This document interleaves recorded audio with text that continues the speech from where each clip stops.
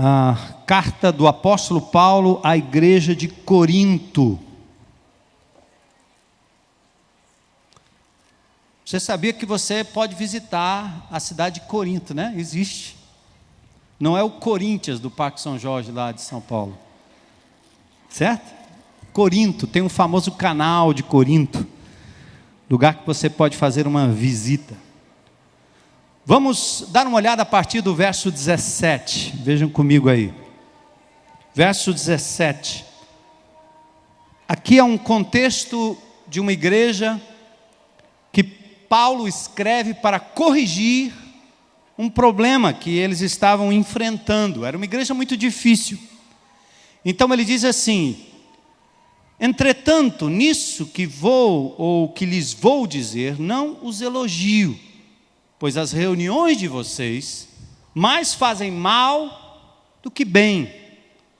Em primeiro lugar, ouço que quando vocês se reúnem como igreja, há divisões entre vocês, para que sejam conhecidos quais dentre vocês são aprovados. Aliás, até certo ponto eu o creio, pois é necessário que haja divergência entre vocês, para que sejam conhecidos quais dentre vocês são aprovados. Quando vocês se reúnem, não é para comer a ceia do Senhor, porque cada um come sua própria ceia sem esperar pelos outros. Assim, enquanto um fica com fome, o outro se embriaga. Será que vocês não têm casa onde comer e beber? Ou desprezam a igreja de Deus e humilham os que nada têm? Que lhes direi? Eu os elogiarei por isso? Certamente que não.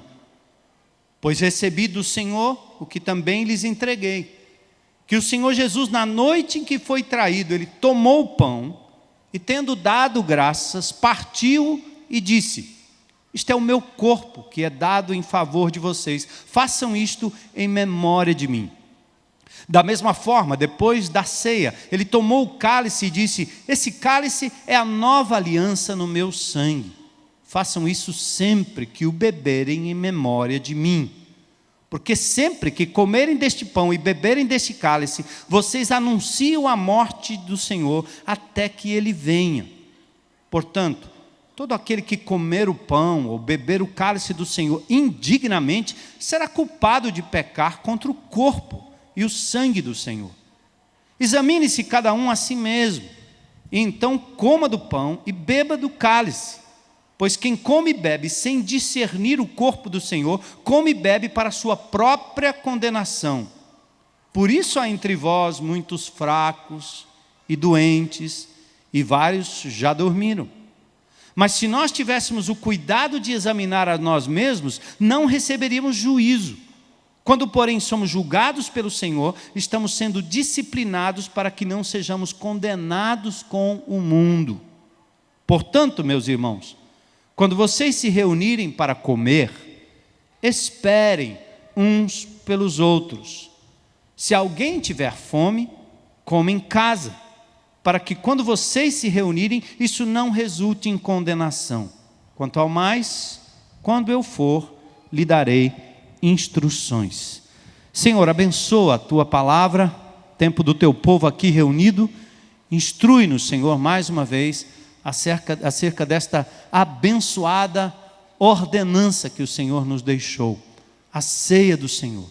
Mas acima de tudo, Pai, não o rito do comer ou beber, mas a relação de amor que acolhe uns aos outros, que espera uns pelos outros, que considera uns aos outros. Que o nosso amor, que o amor do Senhor derramado em nossos corações não seja discriminatório, não seja partidário, não seja um amor que opte pelo favoritismo, mas um amor que indistintamente ama o irmão, perdoa o irmão, abençoa o irmão, recebe o irmão, considera o irmão.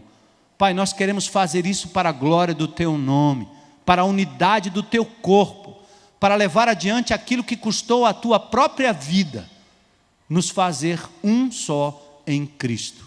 Abençoa a tua igreja nesta noite. Nós te pedimos isso em nome de Jesus. Amém. Podem sentar.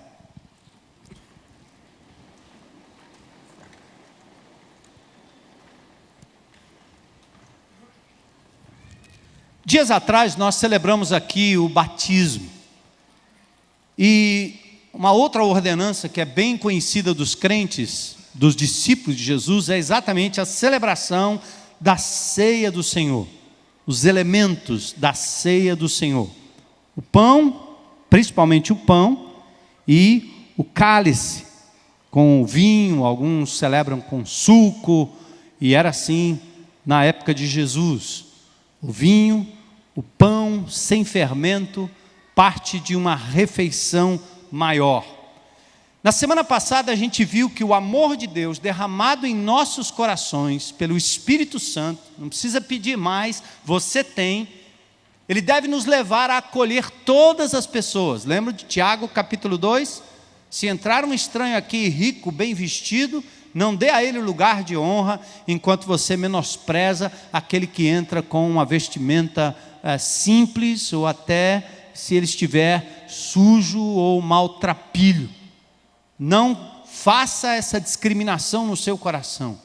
O grande desafio é que você, durante toda essa semana, tenha percebido o quanto Deus traz pessoas na sua vida para que você os acolha em nome de Jesus. Como Jesus fez, esteve com o rico, esteve com o pobre, esteve lá na aldeota, nos palácios, mas também esteve nas favelas, nos presídios, nos antros, nos buracos de prostituição, de droga, de tráfico, a fim de que o amor de Jesus alcance a todos indistintamente, assim como nos alcançou. O discípulo de Cristo, então, ele não deve escolher quem será o objeto do amor de Deus. Por isso fomos desafiados a promover um banquete, abrir um lugar na mesa, convidar pessoas para o grupo, fazer um encontro facilitador, abrir a nossa casa e a nossa agenda para todos quantos o Senhor colocar diante de nós. Como terá sido a sua experiência esta semana, hein? Hoje, o acolhimento se volta para dentro, se volta para a convivência entre irmãos em Cristo. E talvez eu precise pontuar aqui que hoje o cristianismo virou uma coisa tão de auditório, tão focada em plateia, em números, em encher lugares pequenos ou grandes, que as pessoas não se sentem conectadas como família. Somos como espectadores num estádio de futebol. E eu acho até que os times de futebol têm até muito maior lealdade, principalmente os torcedores. O cara é Fortaleza, ou ele é Ceará, ou ele é Ferrinho, ou ele é Guarani de Sobral, ou ele é isso ou aquilo, não sei. O Guarani de Sobral, não. É? É. Os torcedores me ajudem aí. Mas a fidelidade, o cara veste a camisa, durante a semana ele se apresenta, ele se torna sócio, ele vibra, ele até briga, ele até mata, dada a sua fidelidade ao time de futebol. Mas o cristianismo virou uma coisa muito parecida, com frequência a um lugar onde eu sento, assisto, vou embora e tchau. E nós perdemos um pouco daquilo que é a essência, que Jesus veio a este mundo para construir uma família, uma nova nação. Se fosse para os jovens, eu diria uma nova tribo, um novo grupo, que nos une, que nos faz um, que nos deu o mesmo espírito, que tem algo em nós que é totalmente diferente daquilo que você encontra no mundo. Você é capaz de cruzar com uma pessoa que é discípulo de Jesus em qualquer lugar e perceber com pouco tempo que há algo diferente naquela vida, naquela pessoa. Cristo construiu algo muito mais profundo do que nós imaginamos. Cada igreja local nesta cidade, com seus pastores, seus líderes, constituem uma faceta do corpo de Cristo. E as pessoas ali presentes, seus membros em particular. A coisa é tão séria, que na igreja de Jesus, quando um membro dá um mau testemunho, se aprofunda em pecado, ele é tratado com amor, com carinho, com misericórdia. Mas se ele insiste, persiste, a comunidade deve pedir então que ele seja devolvido para o mundo, não para perder a sua legítima filiação com o Pai, mas para ser entregue para que o mundo possa discipliná-lo. Ele deve ser afastado da comunhão.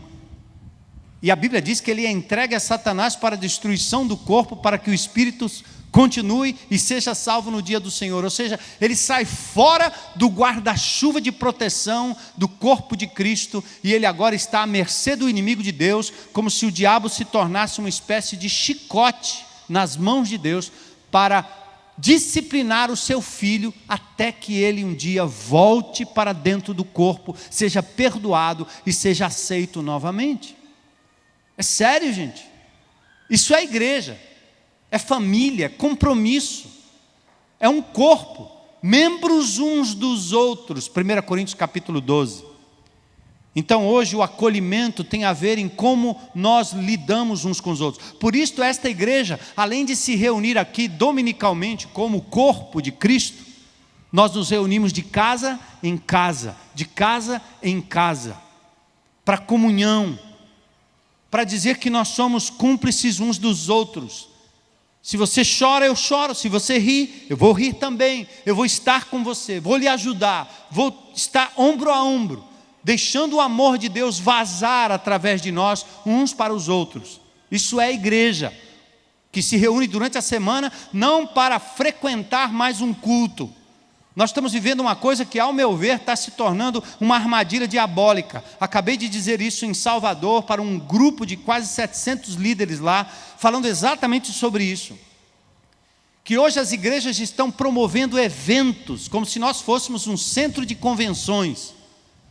É num hotel, é no templo, é num auditório, é na segunda, é na terça, é na quarta, é na quinta, é na sexta, e os crentes vão de evento em evento, ouvindo, mas pouca relação de comunhão uns com os outros, de compromisso com a vida, de chorar com os que choram, de saber onde está doendo, de ir lá na casa do irmão, de saber aquele que está no hospital, de cuidar na hora do funeral, de levar consolo, de talvez ajudar financeiramente aquele irmão a sair do buraco, de repreendê-lo quando ele está explorando ou sendo explorado, porque não há interatividade. Nós estamos acostumados com este formato. Domingo eu vou lá no pastor Armando, sábado eu vou no pastor fulano, sexta-feira tem a oração não sei da quê, na segunda tem não sei mais o quê.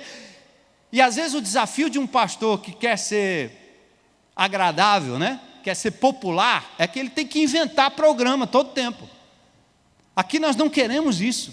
Nós nos reuniremos aqui dominicalmente, ou pela manhã, ou à tarde, para sermos motivados pelo grande ajuntamento, entender que nós estamos aqui reunidos como era biblicamente, mas durante a semana, nós não queremos que vocês se ocupem com outra coisa a não ser cuidar da sua própria vida pessoal, cuidar da sua família, prioridade, sua casa, seu descanso, e ter comunhão com os irmãos num grupo pequeno, onde o amor de Deus, a graça de Deus vão passar. Vocês não precisam de mais do que isso. E a presença de Deus constante em suas vidas. Pois agora chegou o momento da gente olhar para esse acolhimento, tanto na grande congregação, como no pequeno ajuntamento. Se você não faz parte, em nome de Jesus, irmão, você está com uma parte do cristianismo por ser praticada. Você está vivendo um cristianismo que está faltando uma perna, está faltando um equilíbrio, que é essa vida na vida, essa coisa de você amar e ser amado, exortar e ser exortado, cuidar e ser cuidado, não apenas querer receber, mas dar, investir na vida do outro, tolerar o irmão, perdoar o irmão, amar o irmão, quando você sabe que ele não parece com você, que ele não é igual a você, você é capaz de restaurar o irmão com amor, com exortação, com cuidado. Este é o corpo de Cristo, que fornece cura no cuidado, no ouvir, no amar e etc. Hoje o acolhimento se volta para dentro. Paulo diz em Efésios 4, 1-3, rogo-vos, pois eu, o preso do Senhor, que vocês andem de modo digno da vocação. com toda humildade, com mansidão, com longanimidade, suportando-vos uns aos outros em amor. Por que ele diz suportar? Porque nós somos diferentes, porque nós somos afetados pelo pecado, porque nós somos esquisitos, estranhos, chatos, doentes emocionais. Então nós temos que ter o suporte. A palavra suporte é a mesma palavra para rede de futebol. Você chuta a bola, ela bate na rede e cai. Não suportar é como uma parede. Você bate a bola na parede, ela volta rapidinho. Tem gente que é assim. O cara ofendeu, ele pum, devolve.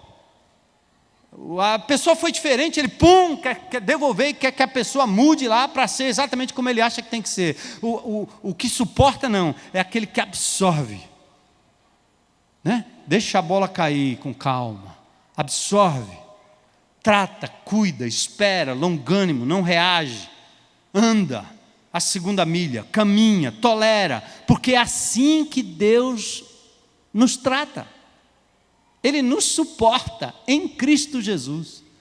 Ele não devolve em condenação as bobagens que nós cometemos contra Ele, mas em Cristo Ele nos suporta com longanimidade. Por isso, amados, nós somos membros de um corpo, filhos do mesmo Pai, discípulos de um só Senhor, e somos convocados por Jesus a lembrarmos desse fato sempre que nos reunirmos. Preste atenção. A ceia do Senhor é um momento em que Jesus está dizendo assim: vocês precisam fazer algo que sempre os fará lembrar disso, que eu dei a minha vida para que vocês fossem um só corpo, para que vocês pudessem viver em unidade e em comunhão, suportando uns aos outros, amando uns aos outros, perdoando uns aos outros. Por isso a igreja primitiva celebrava a ceia do Senhor.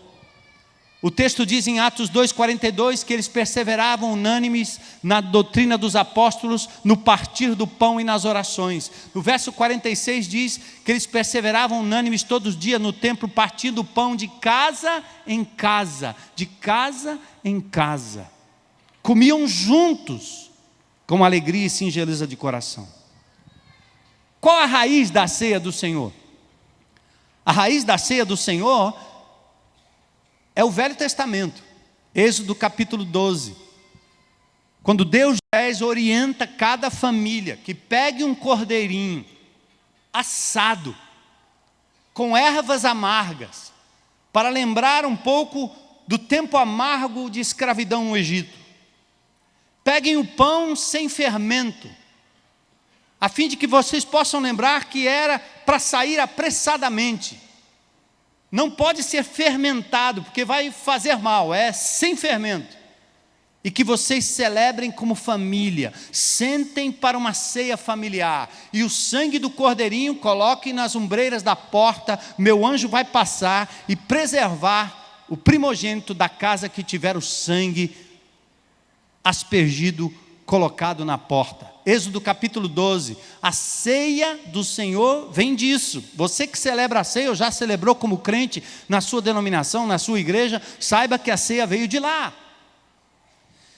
Quando Jesus estava aqui com os seus discípulos, Ele deseja participar da última ceia. Agora, em nome de Jesus, nós precisamos, como crentes em Cristo, também compreendermos que isso aqui não é um ritual do meio do culto, do final do culto, não. Não é para ser assim, nunca foi assim.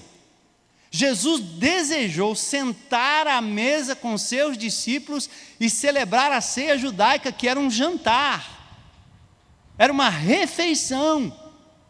Aliás, muitas vezes na Bíblia nós temos a palavra banquete. Fala das bodas do Cordeiro, do grande banquete no dia final, porque o judeu preza muito a refeição, que nós pós-modernos já não prezamos mais, porque gostamos do fast food e de talvez nem comer direito, porque estamos ocupados demais. Mas o homem oriental, a família oriental sentava à mesa para comer. Aliás, dizem que os crentes se juntam e comem muito. o que é, num certo sentido, muito não é bom, mas comer juntos é muito bom. Fez parte da vida dos judeus e fez parte da vida do Senhor Jesus Cristo, que desejou com muito carinho celebrar a última ceia com os seus discípulos. Na ceia judaica era uma ceia com cordeiro, com frutas, com todas as coisas. No final eles tinham então o pão não fermentado, o pão sem fermento, e tinha o vinho, que era tomado ali, havia 4 taças praticamente para cada pessoa. E o judeu então celebrava com o tomar do vinho e o pão não fermentado, juntamente com ervas amargas e o cordeiro. Claro que quando a igreja passa para a comunidade não judaica, os gentios, os cearenses, enfim, o brasileiro, o americano, nós não trouxemos todas as simbologias do Velho Testamento, nem a Bíblia no Novo Testamento diz isso. A menção de Paulo é simplesmente no pão e no cálice. Mas esse texto que nós acabamos de ler nos dá uma dica muito interessante. Aliás, para dizer que Jesus não instituiu outra refeição, era a própria Páscoa. Ele mesmo desejou cear com seus discípulos num lugar amplo. E era para celebrar esta unidade. Então, o que a igreja de Corinto fazia? Presta atenção aí. Uma festa, como aquela do final do ano, que nós gostaríamos de repetir. Um junta-panela. Todo mundo levando alguma coisa, todos os grupos pequenos levando algo para uma grande celebração, uma comilança, como costumam dizer, né?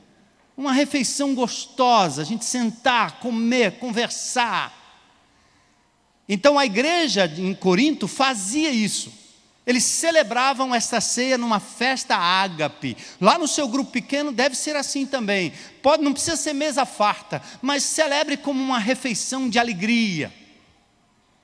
Eu me lembro quando eu me converti na igreja batista, toda vez que tinha ceia, os crentes faziam aquela cara sisuda, ficava todo mundo triste.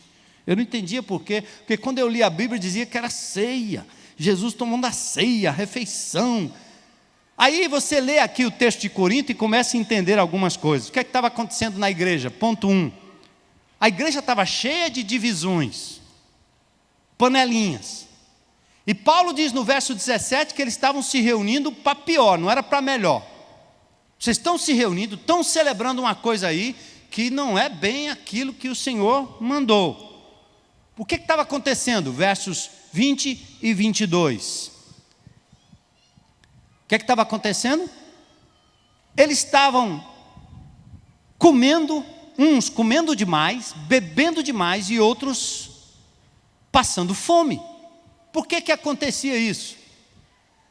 Porque lá em Corinto, e a gente estuda um pouquinho da sociologia da cidade de Corinto, havia muitos mineiros das minas de cobre. Então o pessoal se reunia, chegava sábado, por exemplo, a igreja se reunia num lugar, todo mundo trazia a sua comida, os grupos pequenos trazendo o seu peixe, churrasco, macarronada e etc. Né? E aí o camarada foi trazendo. Só que tinha um pessoal que estava trabalhando nas minas de cobre, eles só podiam chegar mais tarde. Uma conjectura social, mas que se encaixa muito bem ao contexto. Então, quando eles chegavam mais tarde, aqueles pobres, assalariados, não tinham como trazer aquela fartura de comida que você ou outro aqui poderia trazer no seu grupo pequeno. Então eles chegavam, quando eles chegavam, meu amigo, a comida já tinha acabado. E tinha os caras que já tinham chutado muitas, já tinham tomado várias tacinhas de vinho. Porque o texto diz que eles estavam se embriagando. E o que acontecia, quem chegava no final, só participava do partir do pão. E do vinho como símbolo. E o que acontecia é que eles ficavam sem comer, não participavam da ceia. Por isso Paulo diz, vocês estão discriminando o corpo de Cristo. Porque enquanto uns têm demais, outros estão tendo falta. Aí ele está dizendo, vocês não estão se reunindo para celebrar o que Jesus fez na cruz, nos juntando e nos fazendo um. Esse símbolo da ceia é para que a gente de verdade possa celebrar essa unidade. Então a comida tem que ser comum. Nós já fizemos aqui na IBC vários junta-panelas desse jeito. Eu me lembro um ano que a gente terminou o ano e nós dissemos assim, o cardápio são 3 elementos, uma carne, uma salada e o arroz. Então as irmãs iam para casa, faziam um arroz, cada um do seu jeito, e quando chegava na hora lá, a gente juntava todo o arroz, né? Botava num lugar só, e era uma mesa farta de arroz. Mas sempre tinha uma irmãzinha que quando a gente ia passando assim, a irmã dizia, pastor, prove do meu arroz. É aquele ali. Eu olhava para ela e disse, minha irmã, não diga isso não. Não é o seu arroz não, minha irmã. Agora é do corpo, é de todos. Não importa dizer que você fez. Percebe? Não tem isso? A minha saladinha, olha pastor. Fazem com carinho, não é verdade? Se tiver uma saladinha, pode me convidar que eu vou gostar demais. Mas percebe como a nossa tendência é essa? Não, eu levei a minha comida. Vamos nós aqui do nosso grupo, comemos a nossa comida. Mas os que chegaram da casa de recuperação, os cabras aí, como é que é? Trouxeram o quê? Cozinharam o quê? Rapaz, não tem nada, chegamos aqui só com a vontade de comer. Então na igreja de Corinto, o que aconteceu? Quando você chegava, os caras estavam todos já... E outros já tinham tomado tacinha demais aí. E aí eles ficavam sem comer. Aí Paulo diz o que no texto aí? Gente, se é questão de fome, coma em casa, para que você não venha para cá discriminar. Ele não está atacando a festa ágape, mas ele está dizendo que quando houver a festa, abra o seu coração, convide o irmão, repasse, ofereça, deixe a mesa aberta, chame gente, chame pessoa, venha comer com a gente, meu irmão. Partilhe aqui da mesa. Eu estou vendo você em pé aí, por que você não participou? Venha, porque este é o verdadeiro espírito do corpo de Cristo, a essência da celebração. No verso 20 a 22, uns abusavam da comida, outros da bebida, e desprezavam os pobres e o corpo de Cristo. Você que talvez é mais tradicional e nunca ouviu esse tipo de explanação, porque os batistas... Quem é crente aqui há mais de 10 anos, já foi de igreja batista assim, sabe, né? Aquela mesa em memória. E toda vez que nós vamos celebrar, a gente começa no verso 23. Porque eu recebi do Senhor o que também vos entreguei, que o Senhor Jesus, na noite que foi traído, tomou o pão e tendo dado graça, o partiu e disse, tomai e comei, isso é meu corpo que é dado por vós, fazer isso em memória de mim. Celebrando de modo, depois de haver ceado, tomou também o cálice, dizendo, esse cálice é o novo testamento no meu sangue, fazer tudo isso que toda vez beber em memória de mim. Domino vobisco, et cum espírito tuo. Bispo. Meu pai achava que eu ia ser bispo, por isso que ele botou o nome. Mas nós fazemos isso mecanicamente. Eu me lembro, quando eu me converti, eu vi aquele pastor lá na frente com a gravata, e quem distribuía a ceia eram os diáconos e os caras. Daí o pastor abençoava os elementos, e eu ficava pensando, será que eu vou dar uma mordida no corpo de Cristo? Do jeito que ele está falando aí, é igual a hóstia lá do padre, né? Então eu ficava preocupado em comer a ceia, eu não entendia. Depois que eu comecei a ler o texto todo, no contexto, eu comecei a entender que quando Paulo diz, examine-se a si mesmo antes de comer, sabe o que ele está dizendo? Não discrimine os irmãos no corpo de Cristo, porque se você participar deste ato com discriminação no seu coração, você está comendo para a sua própria condenação,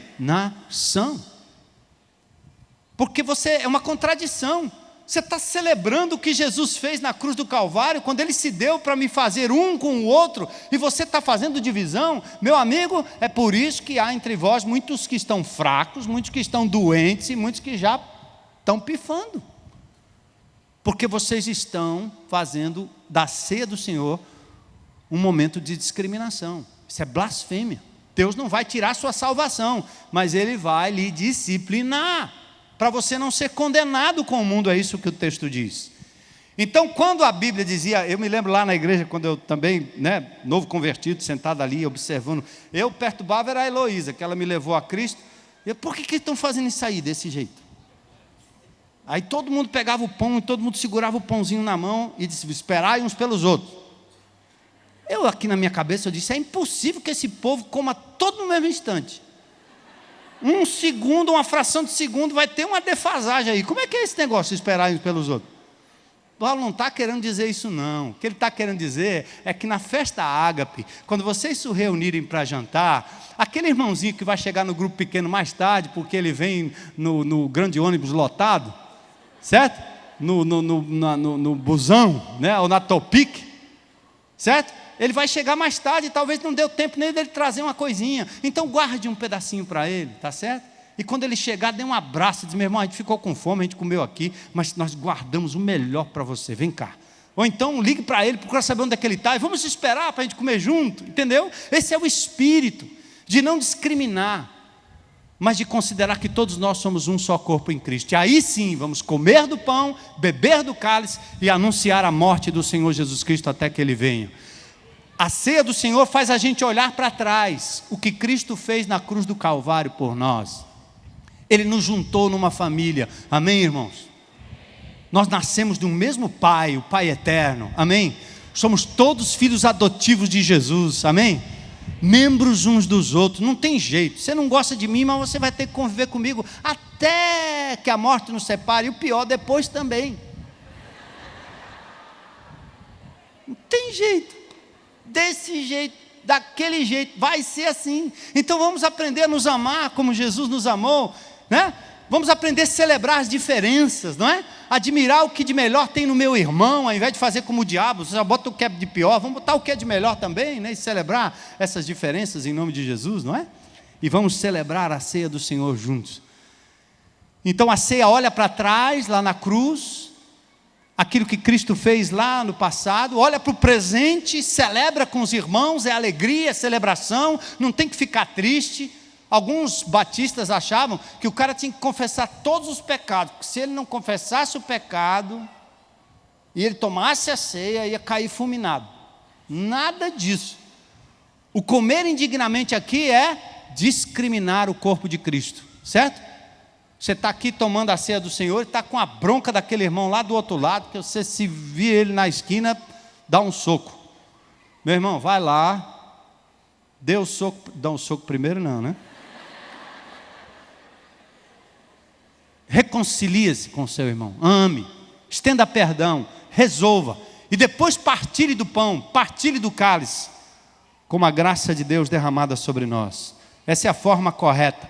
E olha para o futuro, você anuncia a morte do Senhor, que nos tornou um só, até que Ele venha, porque aí sim nós teremos uma grande ceia nas bodas do Cordeiro, Apocalipse capítulo 19, com o Senhor Jesus Cristo, com a gente. Será uma grande celebração. Eu não sei se a gente vai comer alguma coisa lá no céu, mas Jesus usa essa figura do alimento, da gente estar junto em comunhão, que é tão vital para a vida, o pão, o cálice. E Ele fala disso no futuro, para o futuro. Isso requer um autoexame para nós agora, que nós vamos celebrar juntos a ceia do Senhor, para você evitar juízo divino. Comer ou beber indignamente significa dividir o que Cristo uniu. Ouça essa frase: não divida o que Jesus uniu. Não separe o que Cristo juntou. Ele me fez um com você, te fez um com o outro irmão. E todos quantos o Senhor mandar para esse corpo de Cristo. Amém? Não divida, para não participar indignamente. A igreja de Corinto vivia essa realidade, por isso Paulo teve que corrigir. No contexto de celebração, todos são convidados a celebrar o banquete. E aí, antes da gente participar mesmo, a mesa está posta, eu queria só fazer uma outra ressalva, que eu já disse aqui várias vezes. Lá na igreja, quando eu celebrava, eu me lembro, o fulano não pode, esse não pode, aquele não pode, o outro não pode, aquele não pode. Pão é pão. Quem tiver com fome, quem quiser participar, participe. Agora, o sentido espiritual, em relação à morte de Cristo, a celebração de quem nós somos, e o anúncio da morte até que Ele venha, só vale para quem crê em Jesus. Entende? Esse pão vai ser comido com você, como pode ser comido por uma pessoa que não crê em absolutamente nada. Se ele estiver aqui e você estender o pão para ele e ele comer, não tem problema, não vai fazer mal nenhum. Mas porém ele não terá a dimensão espiritual desta celebração. Então não se preocupe com isso. Quem é que pode, quem é que não pode?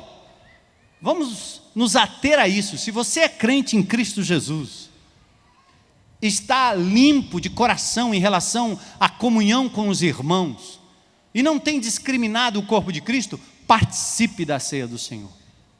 E não feche para ninguém. Quando você colocar pão na sua mesa, quando colocar uma refeição na sua mesa, não convide só aqueles que você há preferidos. Deixa que todos venham. E ao final, quando celebrar a ceia do Senhor, quando partir o pão, distribua. Sabe quem comeu do pão com Jesus na ceia? Judas. Jesus não deixou de dar a ele o que tinha que dar, mesmo sabendo que ele seria o traidor. Ele amou e deu o pão. Então não tem essa preocupação na sua cabeça. E não há nada de sagrado nesses elementos. Você na sua casa, com seus irmãos em Cristo, consagrem os elementos, orem pelos elementos em nome de Jesus, porque vocês não precisam de um sacerdote para abençoar nenhum desses elementos. Se o pão é fermentado, não é fermentado, se o vinho é fermentado, não é fermentado, se é suco de uva, se é açúcar, sem açúcar, esse não é o ponto. O ponto é fazer o que faremos em memória de Jesus. Amém? Se quiser ervas amargas, eu gosto. Tem gente que não gosta, cearense não gosta, vai botar ervas amargas. Se quiser um cordeirinho, ácido, tem que ser assado, o texto diz que tem que ser assado, mas não é mandamento para o Novo Testamento não, gente. Jesus é o Cordeiro de Deus que tira o pecado do mundo, e o pão e o cálice, por isso ele diz cálice, esse cálice é o Novo Testamento no meu sangue. Quais são as duas figuras? Antes da gente terminar, pode subir aqui, Daniel. Primeiro Jesus diz, Paulo diz aliás, que eu recebi do Senhor, eu aprendi do Senhor, aquilo que eu também vos ensinei, que o Senhor Jesus, na noite em que foi traído, na celebração daquela refeição, tomou o pão, partiu o pão, um pão normal, e ele disse, isto é o meu corpo, que está sendo e será partido por vocês. Ele quis dizer acerca do seu corpo, que seria entregue na cruz do Calvário, horas depois. É símbolo, não é corpo, é símbolo do partir do seu próprio corpo. Isto é o meu corpo que é partido por vós. Todas as vezes que vocês comerem esse pão, façam isso em memória de mim. Todo grupo pequeno da IBC deveria celebrar a ceia do Senhor em toda a reunião, para lembrar, para relembrar, os adolescentes, os jovens, os adultos, os casais, e não esperar para que isso aconteça no grande ajuntamento. Faremos aqui de quando em quando, mas semanalmente, de casa em casa, como na Bíblia. E depois, semelhantemente, depois de cear, a Bíblia diz, ele toma o cálice, e ele diz, esse cálice aqui é o Novo Testamento no meu sangue, o vinho representando o sangue de Jesus que foi vertido, derramado na cruz do Calvário, quando ali ele foi alvejado por causa do meu pecado, do seu pecado.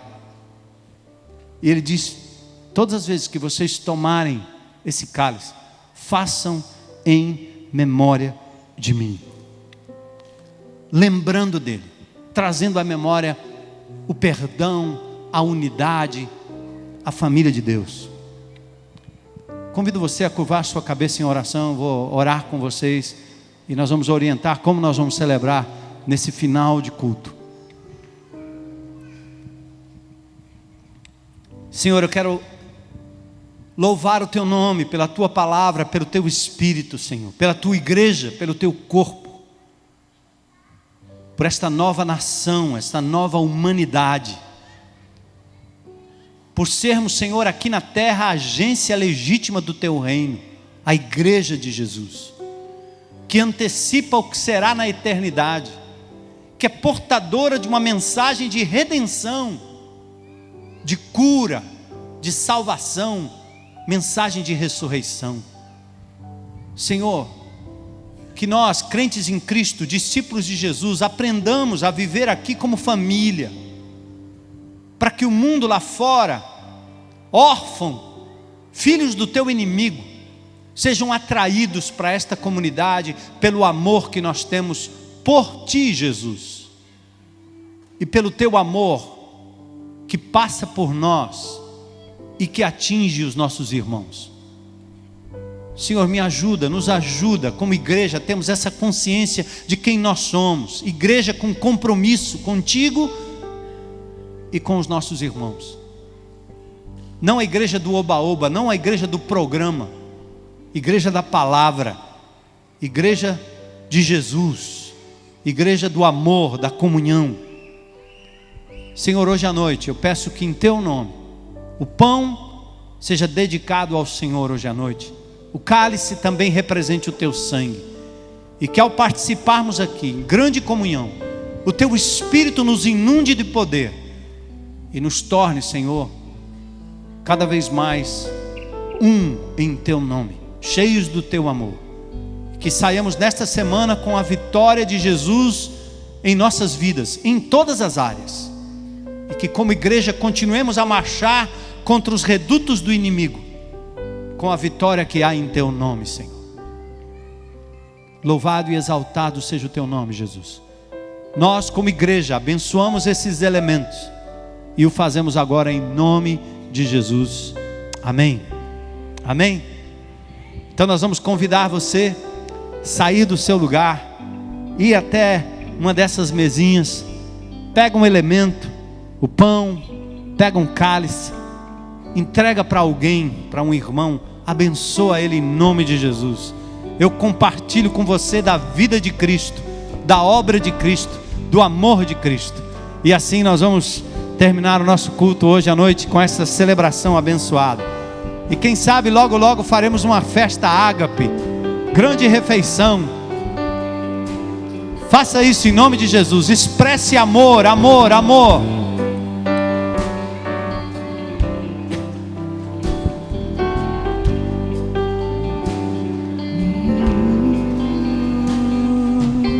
Perdoai os nossos pecados. À medida que você recebe, pode comer o pão e beber o cálice, como símbolo do corpo de Cristo dado por nós, do seu sangue derramado também por nós. Celebra com teu irmão. Se o teu inimigo tiver fome, dá